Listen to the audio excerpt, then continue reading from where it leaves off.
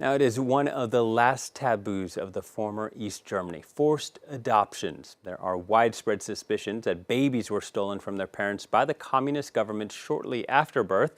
Sometimes the alleged reasons were political, and others, the authorities were suspected of thinking the mothers were unable to properly raise their children, who were then given to families loyal to the regime. The people making these accusations have now created an association called East Germany's Stolen Children, and they're calling on an official investigation to allow access to archives and help parents find out what happened to their babies.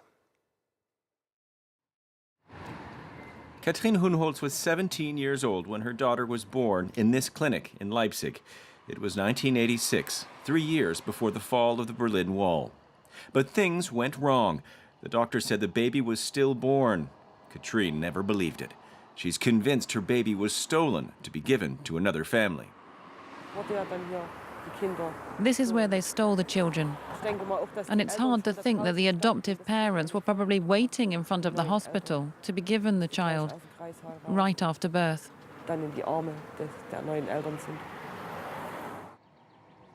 It all happened again with her second child in 1989.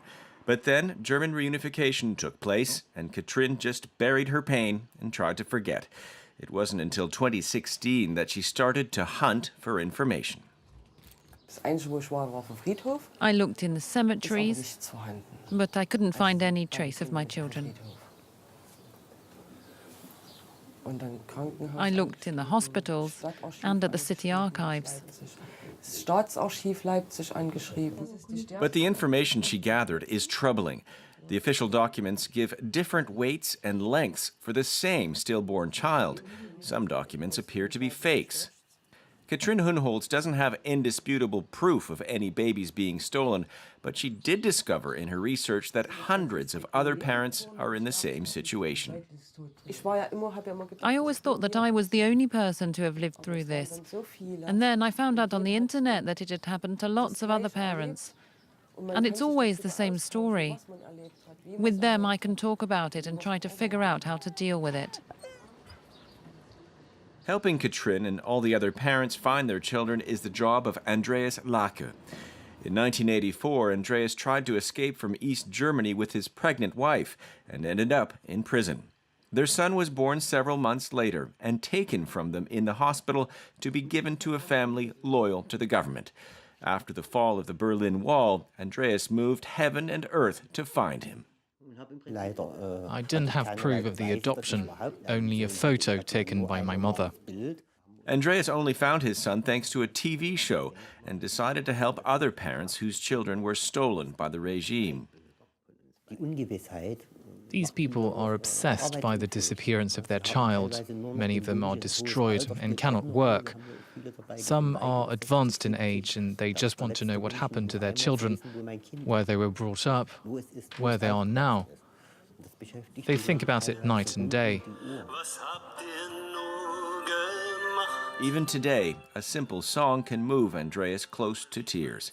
It was written for the parents who are victims of forced adoptions. Their fight for the truth is just starting. To this day, historians have barely begun to investigate this part of East German history. Christian Sachse is one of the rare ones to have taken an interest. He says these aren't isolated cases. The rate of adoption in East Germany was in fact particularly high. I looked at the adoption papers from the 1980s, and what we find is that in West Germany there were around 10 adoptions for 100,000 people. In East Germany it was 20.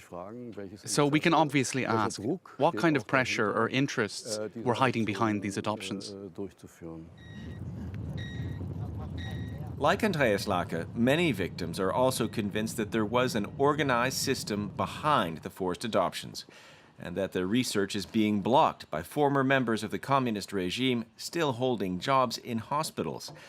The association is petitioning the local parliament and has convinced Petra Köpping, the social affairs minister of Saxony, to join their quest. These families don't trust the state. It's understandable considering what they've gone through. So we really need an independent body to help these families to re-establish confidence and give them answers. Bringing answers to these families will be real detective work. A lot of critical archive material disappeared or was misplaced after German reunification. But Katrin isn't losing hope, even though time is running out.